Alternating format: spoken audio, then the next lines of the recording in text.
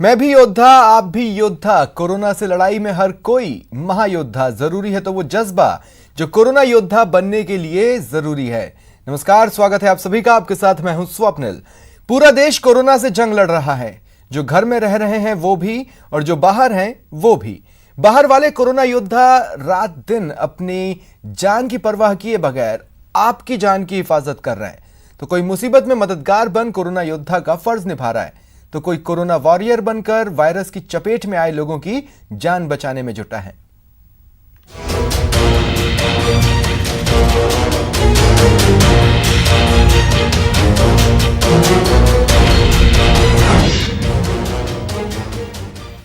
कोटा में चिकित्सा विभाग की टीम कोरोना योद्धा बनकर लगातार डटी हुई है। टीम के सदस्य अपनी जान जोखिम में डाल शहर के अलग अलग इलाकों में जाकर स्क्रीनिंग करने में जुटे हैं। चिकित्सा विभाग की टीम के साथ आंगनबाड़ी कार्यकर्ता और आशा सहयोगिनी भी कोरोना वॉरियर्स बनकर मैदान में डटी हैं।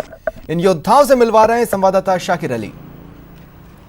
के खिलाफ जंग जारी है और आज पीएम ने लॉकडाउन की अवधि को बढ़ाकर 3 मई तक कर दिया है। इस बीच 20 अप्रैल तक देखा जाएगा, जहां पर से भी जो है नतीजे अच्छे आएंगे, सुखद नतीजे आएंगे, वहां पर कुछ रियायतें जरूर दी जाएगी। लेकिन शुरुआती दौर से ही जो टीम जुटी हुई है, सर्वे से लेकर के चिकित्सा महकमा जो इस पूरे युद्ध में सबसे आगे जिनका लक्ष्य है, वो लोग यहाँ पर मौजूद हैं मेरे साथ। और इस सर्वे की कार्रवाई इनकी लगातार जारी है। आशा सहयोगिनियों का भी साथ लिया जा रहा है, आंगनबाड़ी कार्यकर्ताओं का भी साथ लिया जा रहा है। ये डोर टू डोर सर्वे कर रही है ताकि कोई मामला पॉजिटिव आए या कोई संदिग्ध रोगी मिले तो उसको तुरंत उपचार के लिए अस्पताल भेजा जाए। लगातार ये टीमें जुटी हुई है कोटा में भी, क्योंकि कोरोना का संक्रमण फैलता जा रहा है। 2 जो इलाके हैं वहाँ पर सबसे ज़्यादा है। 4 थाना इलाकों में कर्फ्यू घोषित किया गया है और लगातार मरीजों की तादाद बढ़ती जा रही है। ऐसे में जो दूसरे इलाके हैं वहाँ पर संक्रमण ना फैले, इसके लिए लगातार स्क्रीनिंग जारी है। टीमें लगातार जो है तमाम इलाकों में पहुंच रही है और जांच कर रही है, पता कर रही है कि कोई रोगी खांसी जुकाम या दूसरी कोई शिकायत हो तो उसका इलाज किया जा सके, उसको सर्वे में शामिल किया जा सके। मैं बात करने की कोशिश करता हूं। ये तमाम महिलाएं सुबह घर से निकलती हैं अपने घरों पर बच्चों को छोड़ करके, और उसके बाद शाम को जब ये घर पहुँचती हैं तो किस हाल में पहुँचती हैं, घर पर इनका किस तरह से अपने बच्चों को संभाल पाती हैं, और देश सेवा में जो जुटी हुई हैं मुस्तैदी से, वो कितना कारगर साबित हो रहा है देश के लिए। ये आज प्रधानमंत्री ने भी बताया अपने संबोधन में, साफ तौर पर कहा कि देश जिस तरह से परिचय दे रहा है दूसरे देशों के मुकाबले हम कई गुना आगे खड़े हैं। यानी देश जो है पूरी तरह से लॉकडाउन की पालना में जुटा हुआ है। और ये जो महकमा है, ये जो लोग हैं जो इस लड़ाई में सबसे आगे की लाइन में खड़े हुए हैं, ये भी अपनी मुस्तैदी से जुड़े हुए हैं। जी मैडम, लगातार यहाँ पर सर्वे की कार्रवाई की जा रही है। महिलाएँ जो है वो भी इसमें पूरे अपनी भागीदारी दर्ज करवा रही हैं। इसमें महिलाएं पूरी अपनी भागीदारी निभा रही हैं। हमारे आशाएं, आंगनवाड़ी वर्कर्स, हमारे नर्सिंग स्टूडेंट, हमारे पूरे चिकित्सा विभाग के सभी कर्मचारी, सब लोग सर्वे में जुटे हुए हैं ताकि ज़्यादा से ज़्यादा स्क्रीनिंग की जा सके, कोरोना पॉजिटिव पेशेंट की पहचान की जा सके। अच्छा डर लगता है, मतलब बच्चे डरते हैं। घर जाते ही आप पास आ, मतलब भाग के अपने पास आने की बोलते हैं कि मतलब झूम जाओ। बच्चे ऐसे करते हैं पर उनको हटा देते हैं। नहीं बच्चों, मतलब आप अंदर जाओ, पहले हम बाथरूम में जाके नहाएंगे धोएंगे, उसके बाद फिर बच्चों को गले से लगाते हैं। मतलब तो घर वाले भी कहते हैं कि ये मतलब कोरोना से तो तू इतनी वहाँ जाती है, तू भी खुद भी मरेगी, हमें भी मारेगी, ऐसे और बोलते हैं घर वाले। सर मैं हूँ मुखिया, हमारे घर में मेरे 5 बेटियाँ हैं और कोई नहीं है, और मैं हूँ तो मैं आती हूँ, काम छोड़ के आती हूँ। मेरी उम्र है ना जो 55 पे चल रही है, फिर भी मैं देश की सेवा में जुटी हुई हूँ और आती हूँ और करती हूँ। हम मिनी आंगनबाड़ी कार्यकर्ता हैं, लेकिन सर जो हमें सेवा मिला है, इस सेवा से हम नहीं डरते हैं, क्योंकि ईश्वर ने हमें ये जो छोटी सी नौकरी दिया है, तो उसका ये दया, उसकी कृपा है कि जो हमें नौकरी मिली है, तो पूरे तन मन से अपना सहयोग दे रहे हैं और हम डरते नहीं हैं। मरना तो है ही सही।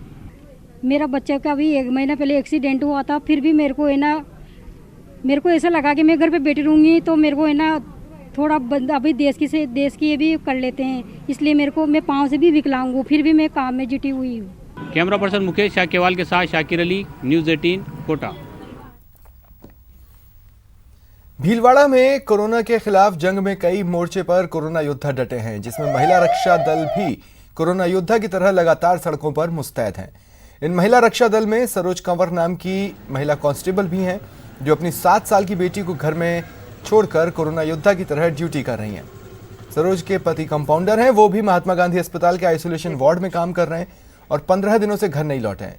ऐसे में वर्दी का फर्ज और देश सेवा के लिए एक मां को हर रोज 8 घंटे तक अपनी बेटी को घर में बंद कर कोरोना को हराने के लिए सड़कों पर निकलना पड़ता है। महिला कांस्टेबल सरोज कंवर कहती हैं कि ड्यूटी पर जाने के लिए दिल पर पत्थर रखकर अपनी बेटी को घर में बंद करना पड़ता है, क्योंकि संकट में देश सेवा का फर्ज सबसे बड़ा है।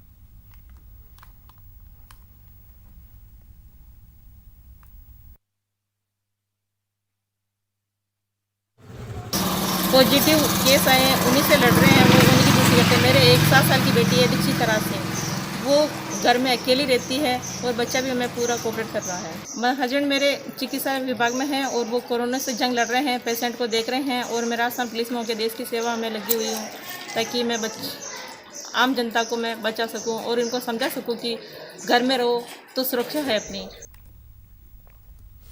जयपुर के श्यामनगर कॉलोनी के हजारों बाशिंदे कोरोना योद्धा बन डटे हुए हैं। कॉलोनी में घरों तक खाने पीने के सामान सैनिटाइज होने के बाद पहुंच रहे हैं और इसकी देखरेख कॉलोनी के बाशिंदे कर रहे हैं। इसके लिए कॉलोनी के वॉरियर्स पहले सर्टिफिकेट जारी करते हैं, उसके बाद ही खाने पीने के सामान को बेचने की अनुमति दी जाती है। श्यामनगर कॉलोनी के बाशिंदों से मिलवा रहे हैं संवाददाता बाबूलाल धायर। लॉकडाउन के बीच राजधानी जयपुर के श्यामनगर इलाके की एक कॉलोनी में रहने वाले तमाम बाशिंदे कोरोना वॉरियर्स बनकर सामने आए हैं। आप ठीक से देखिएगा कि यहाँ पर सब्जी, दूध, राशन, सभी चीज़ों की जो सप्लाई है वो सैनिटाइज होने के बाद ही हर घर तक पहुँचती है। 2000 घर हैं इस इलाके में जहाँ साफ़ सफाई का ख़ास तौर से ध्यान रखा जाता है। सब सैनिटाइज होने के बाद में ही घरों में जाता है और इसका जो जिम्मा है वो उठाया है प्रदीप गुगलिया ने, जिन्होंने लोगों को प्रेरित किया और आज यानी कि पिछले 20-25 दिन से ये सिलसिला चल रहा है।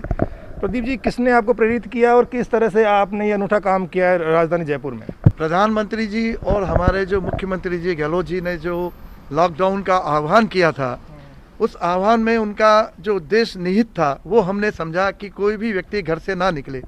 हमने ये देखा पहले ही दिन कि लॉकडाउन की घोषणा के बाद लोग अपने अपने घरों से निकलकर दूध लेने बूथ पर जा रहे हैं, सब्जी लेने सब्जी मंडी जा रहे हैं, राशन लेने किराना की दुकान पर जा रहे हैं और दवाई लेने मेडिकल स्टोर पे जा रहे हैं। तो हमने ये सोचा कि अगर ये होता है, अगर कोई सब्जी मंडी जाता है जहाँ 500-1000 लोग आते जाते हैं, तो वो तो कोरोना वायरस से अफेक्ट हो सकता है। आपने किस तरह की शुरुआत करी वायरस से बचाने के लिए? लोगों के बीच में कैसी पहल करी आप लोगों ने? हमने हमारे समिति के कुछ जो रणबांकुरे कहूँगा मैं उनको, जो अपनी जान पर खेलने के ये तैयार थे, उनसे बातचीत की, उनके साथ बैठकर योजना बनाई और हमने घर घर दूध के उत्पाद, बेकरी उत्पाद, सब्जी, राशन आदि भेजने की व्यवस्था की। हम दूध को भी सैनिटाइज, जब आते हैं तो सैनिटाइज वाहन से लाते हैं, पूरे क्रेट को सैनिटाइज करते हैं और अपने अपने जो हमारे सैनिटाइज वाहन है, पर्सनल वाहन, उनसे हम दूध की सप्लाई घर घर जाकर अनाउंसमेंट करते हुए दे रहे हैं। साथ ही सब्जियों को जो हमने देखा तो सब्जियों के जो वेंडर्स हैं उनको हमने समझाइश दी कि भाई आप लोग भी सैनिटाइज होकर ही सब्जी बेचेंगे। तो हमारे इलाके में अब कोई भी सब्जी वाला हमसे परमिट लेके ही सब्जी बेचता है। हम उनके ठेलों को पहले गर्म पानी और साबुन से अच्छी तरह साफ़ करते हैं, उनके क्रेट्स को गर्म पानी साबुन से साफ़ करते हैं, जो पत्तीदार सब्जियां हैं उनको मीठे सोडे से साफ़ करते हैं। उसके बाद सब्जियां जमाने के पहले सैनिटाइज करते हैं, फिर सब्जियां जमाते हैं, फिर से सैनिटाइज करते हैं और उनको एक सैनिटाइजेशन का रोज़ का एक सर्टिफिकेट इशू करते हैं जिसमें लिखा रहता है सैनिटाइज टुडे। यानी अगर आज तो सैनिटाइज टुडे यानी कि आज आप साफ सफाई करने के बाद चीज़ों को लोगों के घरों तक पहुंचा रहे हैं या नहीं पहुंचा रहे हैं, यह सर्टिफिकेट कॉलोनी देती है, प्रदीप गुगलिया देते हैं। और आप देखिएगा कि हर जो बाशिंदा, हर जो शख्स है इस काम में जुटा हुआ इस कॉलोनी का, उसकी थर्मल स्क्रीनिंग की जाती है बाकायदा और पता लगाया जाता है कि कोई संदिग्ध तो नहीं आ गया। संकट की घड़ी में कई कोरोना योद्धा डटे हुए हैं, अड़े हुए हैं। इसी कड़ी में उदयपुर सेंट्रल जेल के कैदी भी कोरोना योद्धा की तरह मास्क बनाने में जुटे हैं। मास्क की कमी को पूरा करने के लिए कैदी अब तक 6000 से ज्यादा मास्क बना चुके हैं। जेल प्रबंधन ने अपने स्टाफ और कैदियों को कोरोना से सुरक्षा के लिए मास्क बनवाने का काम शुरू करवाया है।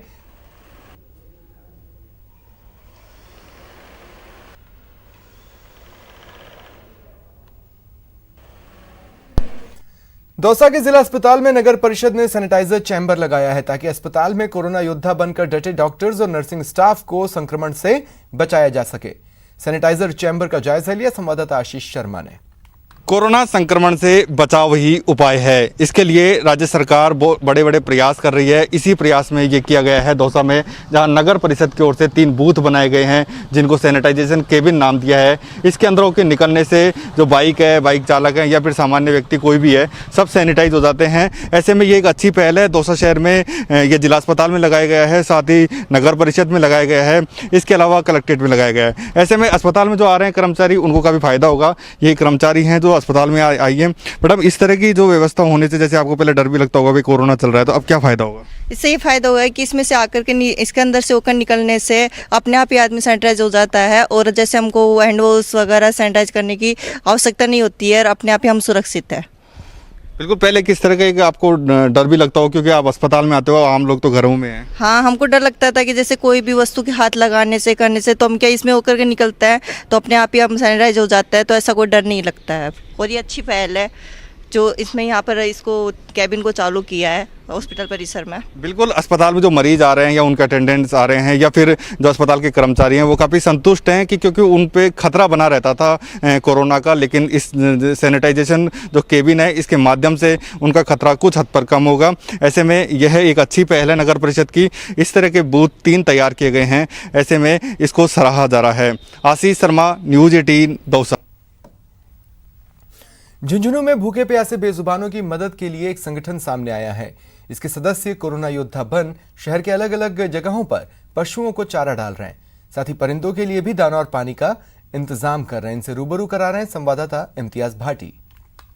कोरोना के साथ पूरा देश जंग लड़ रहा है। इस जंग में हर कोई परेशान है, इंसान नहीं पशु और पक्षी भी परेशान है, जिसके कारण उनके दाना और पानी का इंतज़ाम नहीं हो रहा है। पूरे ज़िले में, पूरे राजस्थान में, पूरे भारत में लॉकडाउन की स्थिति है, इसलिए इन जो पक्षी है इनके लिए पानी और दाने का इंतज़ाम नहीं हो रहा है। लेकिन एक झुंझुनू का संगठन है मेरा झुंझुनू मेरा अभिमान, वो रोज़ाना करीब 50 किलो जो अनाज है वो इन पक्षियों के लिए इंतज़ाम कर रहा है। मैं आपको दिखाना चाहूँगा जो इसके सदस्य हैं, जो वो इसके लिए लगे हुए हैं। इनके जो सदस्य हैं वो लगातार इस काम में लगे हुए हैं और वो रोज़ाना पक्षियों को दाना डालने का काम कर रहे हैं। जो लगातार इनको पक्षियों को दाना डालने का काम कर रहे हैं और रोज़ाना करीब 50 किलो अनाज पक्षियों को डाला जा रहा है।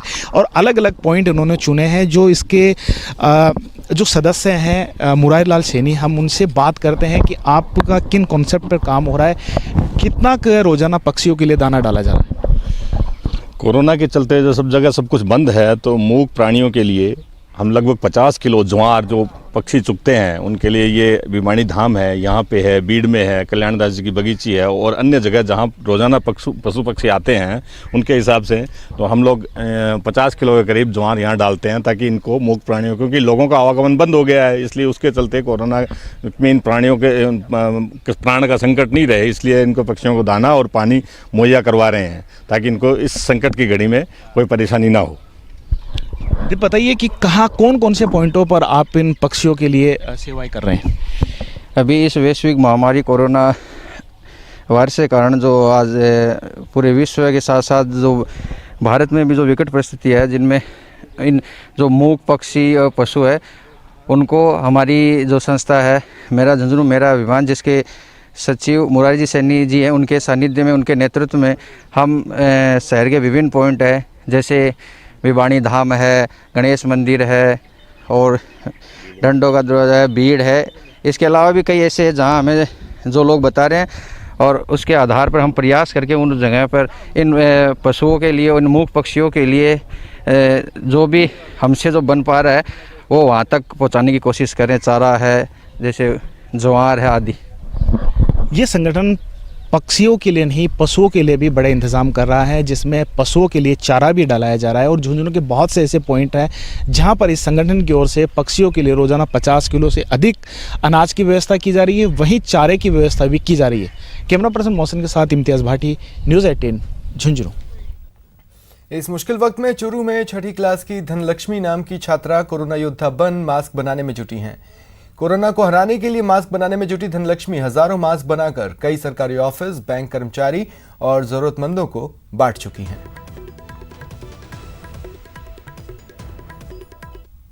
महामारी से सामाजिक दूरी व अपने चेहरे को ढककर रहना जरूरी है। जिले के पुलिस अधीक्षक महोदय तेजस्विनी गौतम की प्रेरणा से मास्क बनाने की प्रेरणा मिली।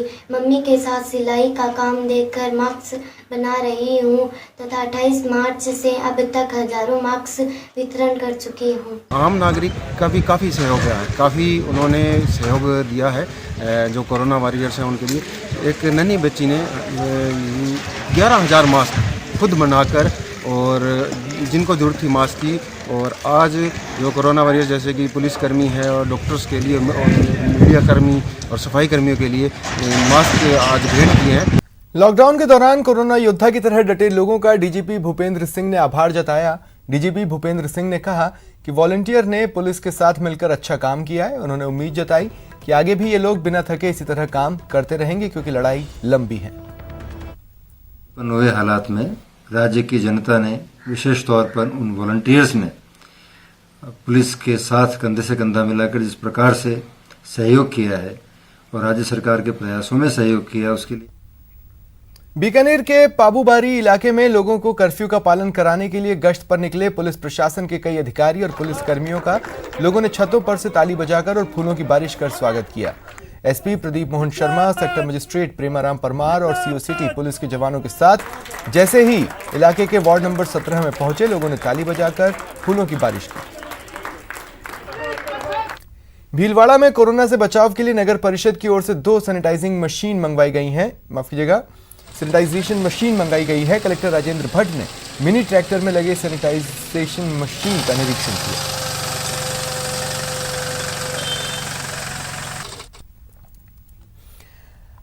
अगर घर में रहने पर आपका दम घुटता है, अगर आप घर में रहते हुए बुरी तरह बोर हो रहे हैं और किसी भी कीमत पर बाहर निकलना चाहते हैं, तो जोधपुर से आई इस खबर को देख लीजिए। ना खाना ना पीना, बाथरूम पर भी ब्रेक,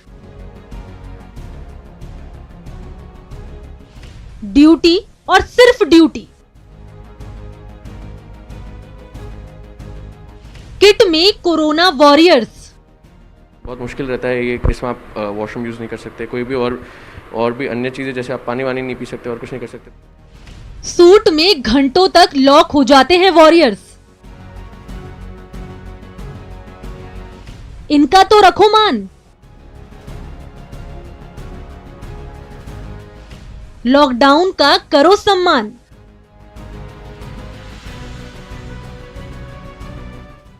अगर एक बार सूट पहनकर ये सेवियर वॉरियर बन जाते हैं तो फिर घंटों फुल फाइट करते हैं, ना खाने की और ना पीने की फिक्र करते हैं। यहाँ तक कि बाथरूम पर भी पूरी तरह ब्रेक लग जाता है। सूट को जरा भी खोला तो सूट बेकार हो जाता है और वायरस घातक वार कर शिकार बना सकता है। इसलिए सूट के साथ सब्र इनका सबसे बड़ा हथियार है। जो वायरस अब तक दुनिया भर में 1,20,000 से ज्यादा लोगों की जान ले चुका है, उससे जंग में जरा भी गुंजाइश नहीं है। इसलिए इस जंग में सबसे बड़ी रक्षक है ये पीपीई किट, जिसे पहनने में अच्छों का सब्र जवाब देने लगता है। चेहरे के लिए मास्क, हाथों के लिए ग्लव्स, बॉडी के लिए एप्रन के अलावा face protector, face shield, special helmet, respirators, eye protector goggles, head cover, shoe cover, rubber boots PPE में शामिल होते हैं। पीपीई किट स्टार्ट करने से पहले हमारे पास एक डिफरेंट रूम होना चाहिए जहाँ पे कम से कम लोग उपलब्ध हों। एक जो पीपीई किट पहन रहा है, एक उसका इंस्ट्रक्टर और एक साथ में हेल्प के लिए 3 लोग से ज़्यादा नहीं होने चाहिए। ये हमारे पीपीई किट में सबसे पहले हमारे पास एक चेक लिस्ट होती है, उसमें हम चेक करेंगे हमारे पास क्या क्या सामान और क्या क्या पीपीई किट में जो अवेलेबल होने चाहिए। उसमें हमारे पास shoe cover, gloves, gown with count hood, N95 mask, hood cap और जो स्पेक्टिकल्स होते हैं वो होने चाहिए। ये तो हुई पीपीई किट पहनने की कवायद। एक बार पीपीई किट पहनने के बाद इसे ड्यूटी के दौरान उतारा नहीं जा सकता। किसी कारण से अगर ये उतार दिया गया तो संक्रमित होने का खतरा पैदा हो जाता है। इसलिए डॉक्टर और नर्स पीपीई किट पहनने के दौरान कोई काम नहीं कर सकते। यहाँ तक कि ना खा सकते हैं, ना पी सकते हैं और ना ही बाथरूम जा सकते हैं। नहीं, डिफ़िकल्ट तो है, एज एवरीवन कैन इमेजिन। बहुत मुश्किल रहता है ये, इसमें आप वॉशरूम यूज़ नहीं कर सकते, कोई भी और भी अन्य चीज़ें जैसे आप पानी वानी नहीं पी सकते और कुछ नहीं कर सकते पूरा टाइम आप ये पहन के। काफ़ी गर्म भी ऑलरेडी है ये, और जैसे जैसे गर्मी बढ़ती जा रही है बहुत डिफ़िकल्टी रहती है इसमें पूरा टाइम मूव करना, काम करना, यहाँ वहाँ पेशेंट्स को देखना, बार बार मॉनिटर करते रहना। तो अगली बार जब घर से निकलने के लिए मन कुलबुलाने लगे तो धरती के इन भगवानों का तप याद कर लीजिएगा। हमारा दावा है इसे देखने के बाद आपके पांव ठिठक जाएंगे और कोरोना वॉरियर्स को सल्यूट करने के लिए हाथ उठ जाएंगे। न्यूज़ 18